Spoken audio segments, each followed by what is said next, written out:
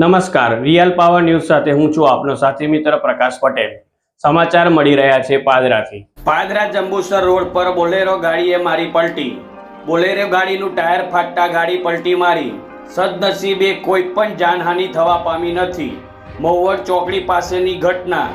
Padra Jambusar road પર મસ્ત મોટા પડેલા ખાડાઓના કારણે રોજ દરરોજ બની રહ્યા છે નાના મોટા અકસ્માત। પાદરા જંબુસર રોડની કામગીરી જલ્દી પૂર્ણ થાય તે જોવાનું રહ્યું। પ્રકાશ પટેલનો report, real power news, Padra.